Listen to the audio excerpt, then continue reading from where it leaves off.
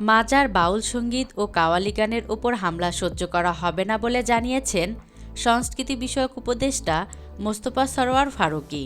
শুক্রবার সকালে বাংলাদেশ চীন কূটনৈতিক সম্পর্কের ৫০ বছর পূর্তি উদযাপনের অংশ হিসাবে গুলশান সোসাইটি লেক পার্কে চীন দূতাবাস আয়োজিত এক অনুষ্ঠানে তিনি এসব কথা বলেন।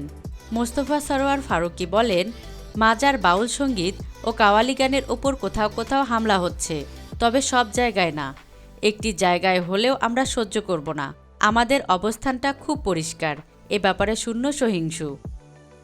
তিনি বলেন, শিল্পকলা একাডেমির পক্ষ থেকে প্রতি মাসে অনেকগুলো আয়োজন হচ্ছে। কোনো মাসে ৫২টি, কোনো মাসে ৭৪টি, আবার কোনো মাসে ৭৫টি। বাউলদের ব্যাপারে সুনির্দিষ্ট করে বলতে পারি, এই মাসে ১২টি সাধুমেলা ছিল। আমরা আগামী মাসে দ্বিগুণ করেছি। আগামী মাসে ২৪টি সাধুমেলা হবে। এটা আমাদের উদ্যোগ। এছাড়া বেসরকারি উদ্যোগে হতেই থাকবে।